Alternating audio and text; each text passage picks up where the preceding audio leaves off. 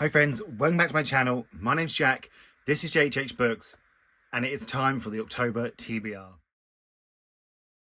I can't believe it. I cannot believe we're already heading in to October. I don't like that. October, the month of Halloween. I don't like Halloween. Like, at work now, we're starting to think about Christmas and Christmas menus. And I think how I'm going to decorate the place and how to buy the cheapest crackers. And I don't, no, it's not for me, it's not for me. But we're heading into the winter months, the autumnal months, should I say, and that means more reading, I think. That means snuggling down with a good book under a blanket. It means having a nice hot bubble bath with books. That's what I'm hoping for. But in saying that, there are only 5 books on the TBR, plus the one you vote for, so 6, because, going by August and September, the reading hasn't been going great. Like, sort of 5-6 books has really sort of been about it for me. So that's it. That's all we've got. We're going for 5. But I'm really, really hoping to rekindle my love for reading because, as I say, it brings me joy. It relaxes me. So I'm really, really hoping that is going to happen. That's what I need for my sanity and my soul. And I've gone for books this month that I think I'm really going to love for different reasons. I've got sort of, well, if you've watched my last First Line Battle, I'll link it down below. I've gone for a couple that are on there because they intrigued me. Maybe not ones you would have thought, but I wanted to read translated fiction this month because I enjoyed my translated fiction that I read in September. So I've got one of that on there. I've got a fantasy on there that I just feel like maybe getting lost in another world, like a fantasy world. So I'm going to hope that is sort of intricate and detailed for me. I've got a book that everyone talks about a twist about and then love it. And I didn't realise, but was either longlisted or short listed for the Booker Prize when it came out. And I've got a book it's written in letters, and if you've been here a while, you know I love a letter. I'm really excited about that one. I've already given it 5 stars in my mind. Let's hope that's not a failure, but let's talk about the books and let's fingers crossed for a good reading month. So first up, on last month's TBR, well, so you can tell how it went. Last month's TBR, and it didn't win the First Line Battle, but it has intrigued me. It is Swordcrossed by Freya Marske. Freya Marske is the author of a trilogy. It's a trilogy that I have no idea what it's called. How about that? The Last Binding trilogy. So A Marvellous Light, Restless Truth, and A Power Unbound. I didn't like A Marvellous Light, and I didn't read the others, but I am willing to give this a go. It's new, it's fresh, and like I said, I read a bit of it in the First Line Battle, and I was intrigued by it. I liked sort of the detail of the writing. So let's hope it's good. Let's find out what it's about. Dutiful heir to his struggling family business, Martin S.J. needs to make sure his arranged marriage goes off without a hitch.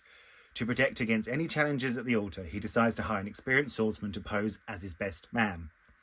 Enter Luca Pierre, part-time con artist, full-time charming menace. I was going to say it reminds me of me, but it's not true. I'm not a con artist, and I'm certainly not charming. All Luca wants is to make some easy money while escaping his criminal past. He didn't plan on being blackmailed into giving sword lessons to an inconveniently handsome merchant like Matty. However, as the pair become entangled in the intrigue that brought Matty's house to the brink of ruin, Luca's secrets threaten to drive a blade through their growing alliance. Both must decide, how many lies are you prepared to strip away when the truth could mean losing everything you want? It does sound brilliant. It does sound brilliant. I don't know why it gives me vibes of that other book.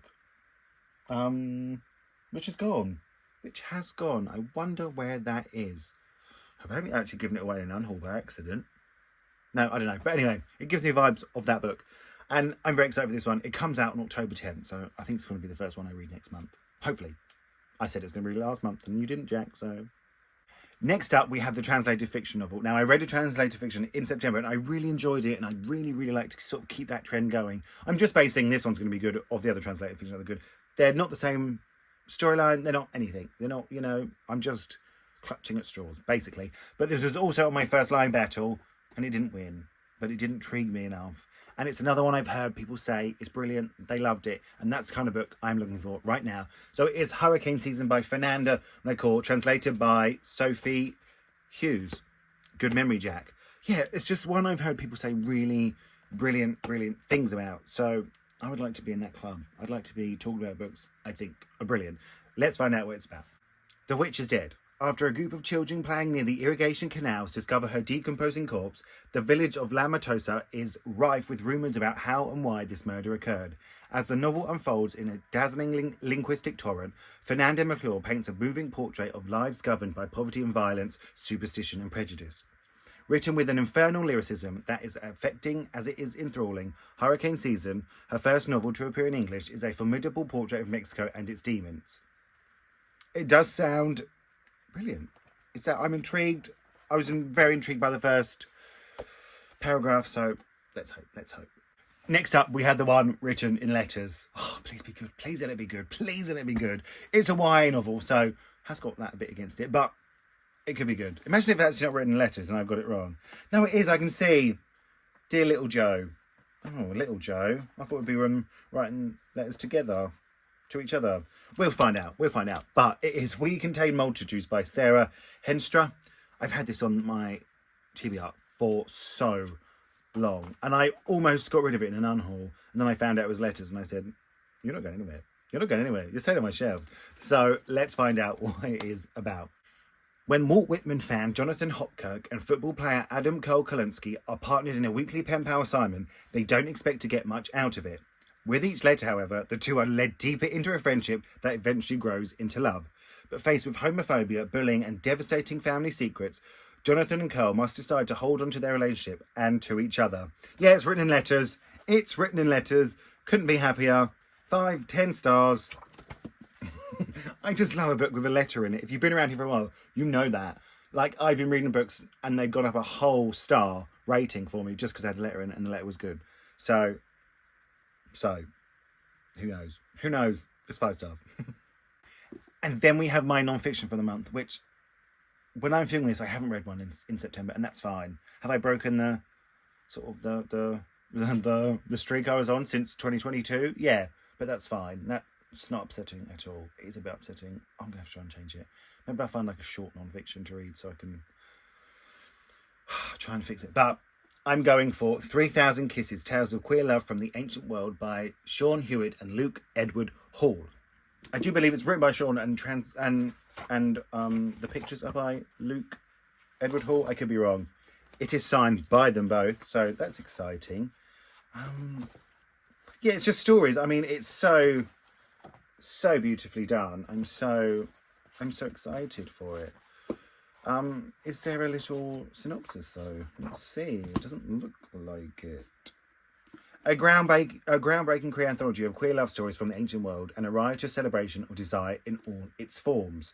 That's going to have to be enough, isn't it? So it's like a little short story collection. Yes, let's see how I get on with it. I'm sure I'll love it. I hope so, because I pre-ordered the signed copy and I got a tote bag with it, so I better love it.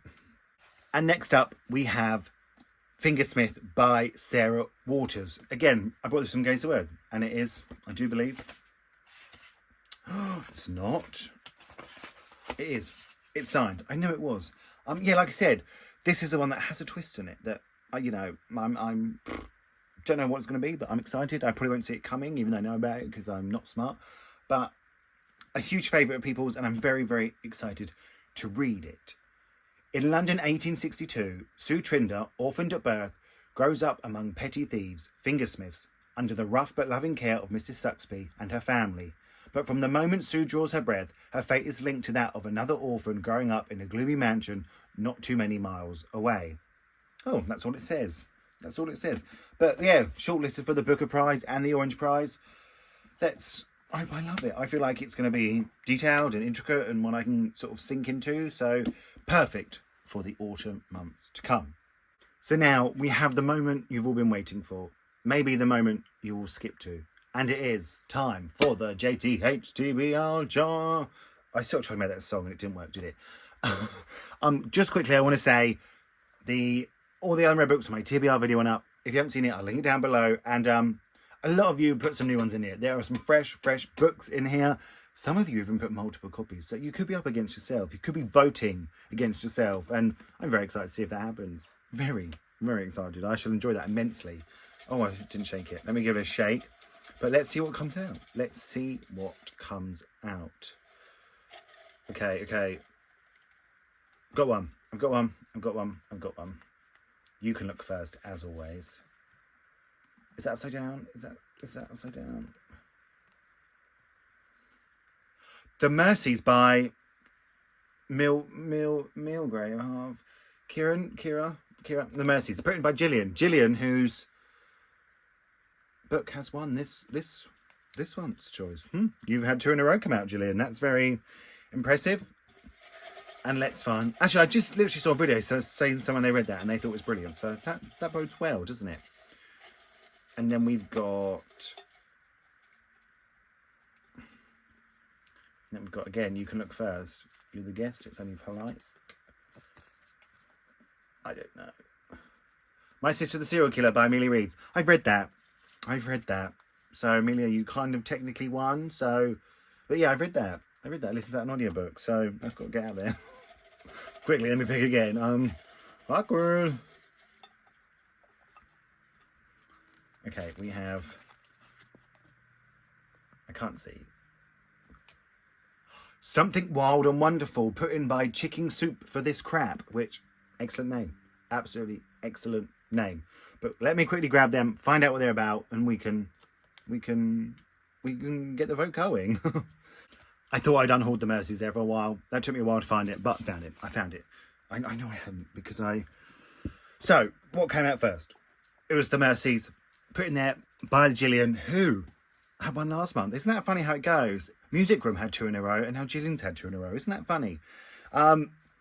Yes, we have the Mercies by Kieran Millward Hargrave. And I bought this after I read her other book, The Dancing Tree. And I just thought that book was brilliant. So I went and picked this up straight away. So let's find out what this one's about. The storm comes in like a finger snap. Winter, 1617. The sea around the remote Norwegian island of Vardo is thrown into a vicious storm. A young woman, Maren, watches as the men of the island out fishing perish in an instant. Vardo is now a place of women. 18 months later, a sinister figure arrives. Absalom Cornet has been summoned to bring the women of the island to heel. With him travels his young wife, Ursa. In her new home and in Maren, Ursa encounters something she's never seen before. Independent women. But where Ursa finds happiness, even love, Absalom seems only a place flooded with terrible evil, one he must root out at all costs. I mean, it does sound brilliant, and I really enjoyed the other book she wrote. I mean, it's sort of her latest, The Dancing Tree, I think it was. But so I'm excited for this one.